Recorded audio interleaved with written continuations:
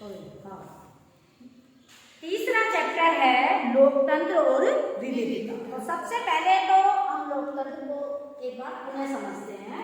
लोकतंत्र का अर्थ क्या है बेटा? जनता का और जनता के द्वारा और जनता पर ही क्या होता है? शासन होता है। वो क्या है? लोकतंत्र। और इस प्रक्रिया को अपनाने के लिए समस्या वहां आती है जहां पर क्या होते हैं? कुछ अलग होता है। कुछ अलग का मतलब यानी कि समानता न होना। ठीक है। लोकतंत्र बड़ी अच्छे तरीके से कायम हो सकता है अगर किसी देश में एक ही जाति, एक ही धर्म, एक ही भाषा के लोग, एक ही संस्कृति के लोग हों तो कोई प्रॉब्लम नहीं आती। प्रॉब्लम कब आती है? जब हमें ये देखना पड़ता है कि भाई बहुत सारे धर्म के लोग हैं और हर एक धर्म के नियम अलग अलग है ना।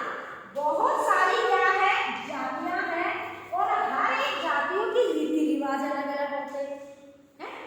और भारत देखिए आप क्षेत्र के आधार पर, भौगोलिक आकृति के आधार पर 5 भागों में बटा हुआ। कहीं पठार है, कहीं पर्वत है, कहीं मैदान है, कहीं तटीय क्षेत्र है, कहीं द्वीपीय सब है ना। तो वहाँ की कल्चर, वनस्पति, सारी चीजें क्या रहेंगी? भिन्न रहेंगी।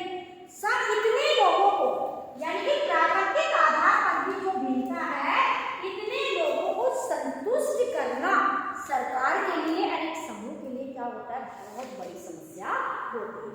तो अब हमारे सामने चैलेंज है किसके? लोकतंत्र के समाज कि किस तरीके से लोगों के साथ समानता को क्या किया जाए? कायम किया जाए। तो पहला पॉइंट जो हमारा लेसन है उसी को परिभाषित करके देखते हैं कि विविधता लोकतंत्र का एक महत्वपूर्ण क्या है? अंग है। अलग अलग समाजों में जन्म और जाति के आधार पर धर्म, भाषा जो भेदभाव पाया जाता है वो क्या कहलाती है? विविधता कहलाती है। समझ गए? अगर मान लीजिए आप लोग एक ही जैसी यूनिफॉर्म पहन के क्लास में आते हैं तो वो समानता है, ठीक है। और आप लोगों को छूट दे दी जाए, आप जैसा ही चाहे वस्त्र पहनो, तो हमें क्या मिलेगी? विविधता मिलेगी। अलग रंग मिलेगा, अलग डिजाइन मिलेगा, अलग स्टाइल मिलेगा, कोई महंगा, कोई सस्ता, कोई ऊंचा, कोई नीचा, हर तरह के क्या मिलेगी? विविधता मिलेगी। वही विविधता कहाँ पे पाई जाती है? भारत में पाई जाती है। ये दुनिया का सबसे बड़ा लोकतंत्र है, सबसे बड़ा लोकतंत्र है और यहाँ पे विभिन्न तरह के क्या है? विविधता। क्यों? क्योंकि हमारे यहाँ पे 7 प्रकार के धर्मों के क्या रहते हैं? लोग रहते हैं। जातियों की और जनजातियों की बात करें तो उनकी संख्या क्या? हजारों में। वहां पे समानता कायम करना हमारे लिए क्या है? बहुत मुश्किल है। नेक्स्ट देखते हैं एफ्रो अफ्रीकी क्या है इस चैप्टर में भी और दुनिया में। देखिए इस पर प्रश्न हर जगह हमें देखने को मिलता है। ये क्या है? तो यहाँ पे देखिए आप, जब उपनिवेशवाद का दौर हुआ करता था, उपनिवेशवाद क्या? उपनिवेशवाद क्या? एक देश दूसरे देश पर अधिकार करता था। अमेरिका अपने आप में क्या था? बड़ा पावरफुल था। और जो दक्षिणी अफ्रीका था, दक्षिणी अफ्रीका था एक कमजोर देश था, ठीक है। दक्षिणी अफ्रीका से कुछ मजदूर काम के लिए कहाँ लेके गए? यहाँ पे लेके गए अमेरिका में। और वो वहां पे काम करते करते वहीं रह गए। उनके पूर्वज तो खत्म हो गए, बच्चे उनके वहां रह गए। अब वहां वो बच्चे रहे तो उनका रंग कैसा था? उनका काला रंग था, जिनको श्वेत कहा जाता था। और जब अमेरिका आजाद हुआ, अमेरिका ने अपने अपने कानून बनाए, सारे काम किए, तो उन्होंने इन लोगों के साथ क्या करना शुरू कर दिया? भेदभाव शुरू कर दिया। एफ्रो अमेरिकन कौन है? वो व्यक्ति जो उपनिवेशवाद के दौरान अफ्रीका से कहाँ पहुंचे? अमेरिका। और उनके पूर्वजों का जब देहांत हो जाता है उसके बाद वो पीढ़ी वहां पे जीवित रहती है तो उनका रंग रूप शकल अपने पूर्वजों जैसा होता है। और फिर वहां पे श्वेत और अश्वेत लोगों के दोनों में क्या किया जाता है? भेदभाव किया जाता है। इस भेदभाव को खत्म करने के लिए हम आगे देखेंगे कि किस तरीके से वहां पे क्या होती है? संघर्ष होता है, कोई लड़ाई होती है और उसके बाद उनको क्या मिलते हैं? अपने अधिकार मिलते हैं। अब देखिए अमेरिका में नागरिक अधिकार आंदोलन कब से कब चला? 1954 से 1968। भाई किस अधिकारों के लिए क्या चलाया, आंदोलन चलाया।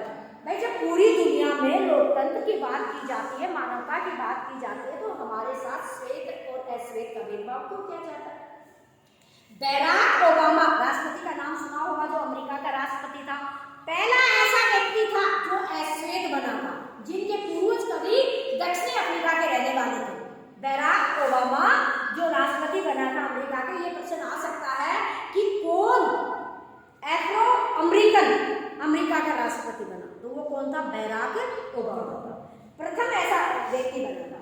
अश्वेत शक्ति आंदोलन क्या था, आपसे पूछा जा सकता है कि अश्वेत शक्ति ये एक हिंसक आंदोलन था जो 1966 से 1975 के 1966 से 1975 के बीच कहाँ पे चला था? अमेरिका में चलाया गया। किस लिए? नस्ल भेद के विरुद्ध। नस्ल का मतलब क्या होता है? जाति के आधार पर, शकल सूरत के आधार पर लोगों से क्या किया जाता है? भेदभाव किया जाता है। आप देखिए 2 नंबर में भी आ सकता है ये प्रश्न और 1 नंबर में भी। वो प्रश्न है समरूप समाज।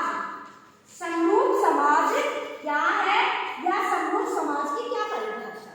कोई बताएगा तुमने से? क्योंकि इससे पहले भी आया था, मैं रिपीट करवा चुकी थी। देखिए, हाँ वेरी गुड, बोलिए। एक ऐसा समाज जिसमें जाति, धर्म, भाषा आदि, संस्कृति आदि के आधार पर भेदभाव नहीं किया जाता। यानी कि कहना ये चाहते हैं कि ऐसा समाज जिसमें जाति, धर्म, भाषा की ज्यादा गहराई नहीं होती, समझ गए? ज्यादा निष्ठा या ज्यादा भाव नहीं होता। एक तो हमारे देश में होता है ना, मैं हिंदू हूँ, मैं मुसलमान हूँ, एक दूसरे को क्या होता है? द्वेष की भावना से देखना, तो वो समरूपता नहीं है। भाई विभिन्नता जरूर है, एक गुलदस्ता होता है, उसमें विभिन्न तरह के क्या होते हैं? फूल होते हैं, देखने में सारे अच्छे लगते हैं, कोई भी फूल उसमें अपने आप को ये नहीं दिखाता कि मैं सबसे सुंदर हूँ, तो वो समरूप है। विभिन्नता साथ रहो, कोई दिक्कत नहीं है, लेकिन उनमें क्या नहीं है? भेदभाव नहीं। किसी के मन में ये नहीं है कि मैं सर्वोपरि हूँ, सब अपने आप में क्या होते हैं? समान होते हैं। तो ऐसा समाज जिस समुदाय के अंदर जाति, धर्म, भाषा के आधार पर कोई गहरी निष्ठा या गहरा लगाव या गहरा भाव नहीं होता, ठीक है, वो क्या है? समरूप समाज है। अब आप लोग बताइए मुझे नेक्स्ट, मैं तो इतना जो मोटा था वो आपको बता दिया, अब आप बताइए इसमें से आपको समझना है। इसमें से इंपॉर्टेंट क्वेश्चन है एफ्रो अमेरिकन, ठीक है ना? एफ्रो अमेरिकन, दूसरा समरूप समाज, तीसरा लोकतंत्र की विविधता क्या है। अब लोकतंत्र की विविधता अगर आपसे ये पूछा जाए कि भारत में लोकतंत्र में क्या विविधताएं हैं, बड़ा क्वेश्चन आ सकता है, लोकतंत्र की क्या विविधताएं हैं। तो देखिए भारत के अंदर जो लोकतंत्र, पहली विविधता है भाषा, क्योंकि भारत के अंदर 8वीं अनुसूची में ही 22 भाषा है। उसके अलावा आप देखिए कितनी हमारी भाषाएं हैं जो बोले जाते हैं, तो भाषा के आधार पर ही भारत का लोकतंत्र सबसे पहले विखंडित हुआ था, क्योंकि 1956 में भाषा के आधार पर ही किसी राज्य का निर्माण हुआ। अब एक देश से घने राज्य बनाए जाएंगे तो क्या होगा? देश टुकड़ों में बटेगा। तो भाषा के आधार पर क्या है हमारा लोकतंत्र में? क्या है? विविधता। दूसरी विविधता किसके आधार पर है? धर्म के आधार पर। भारत में 7 तरह के धर्म के लोग क्या करते हैं? निवास करते हैं, लेकिन उनमें से सबसे बड़ा धर्म है वो हिंदू धर्म है, दूसरे नंबर का धर्म है वो क्या है? मुस्लिम धर्म है। बाकी धर्म तो क्या है? 4%, 2%, 1.5%, 1% इतने ही है, यही है? समझ रहे हो ना? तो धर्म के आधार पर भारत में क्या है? विविधता है। क्यों? क्योंकि हिंदू धर्मों के आधार पर भारत में संप्रदाय की जो ताकत है, वो ताकत क्या होती है? वो शक्ति क्या होती है? बढ़ती रहती है, सांप्रदायिक शक्ति होती है ना। कभी हिंदू मुसलमान आपस में देखिए, अपने हमारे देश में कितनी आगजनी होती है, कितना झगड़ा होता है ना। अब कुछ दिन पहले आप लोगों ने देखा होगा, ये कलम वो कलम, है ना, ज्यादा शब्दों का तो मैं क्या इस्तेमाल करूं। तो इस तरीके से संप्रदाय के धर्म के आधार पर लोगों में जो मनमुटाव होता है वो लोकतंत्र में क्या करता है? विविधता पैदा करता है। और नेक्स्ट बताइए, नस्ल के आधार पर हमारे देश में ये भी होता है, ये पहाड़ी लोग हैं, ये बंगाली लोग हैं, होता है। क्यों? क्योंकि जो लोग जैसी भौगोलिक स्थिति में पैदा होता है उसका शरीर कद काठी वैसी बन जाती है ना। व्यक्ति का बढ़ना, दिमाग के साथ साथ शरीर का भी बढ़ना, शरीर की शक्ल सूरत निर्धारित होना, वो क्या होते हैं प्रकृति पर क्या करते हैं, निर्भर करते हैं। आप देखिए पहाड़ी लोग हैं उनकी अलग शक्ल मिलेगी, माने और अरुणाचल प्रदेश के लोग हैं वो चाइना जैसे शक्ल के मिलते हैं नहीं, क्योंकि ये नस्ल का क्या होता है प्रभाव। तो यहाँ पे हमारे लोकतंत्र के लिए नस्ल की क्या होती है, एक विविधता है ना। नेक्स्ट क्या है, क्षेत्रवाद हो गया, भाषा को कर सकते जाति के हैं और रीति रिवाज, ठीक है ना भाई। रीति रिवाज के आधार पर भी हमारे देश में बहुत ज्यादा क्या है, भिन्नता है ना।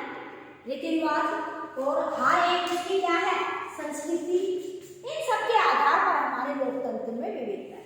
मान लीजिए एक देश में दो राजनीतिक दल, उनको चुनाव लड़ना होता है, एक घोषणा पत्र तैयार करना होता है। तो घोषणा पत्र बनाते समय वो बहुत सारी चीजों का ध्यान रखेगा।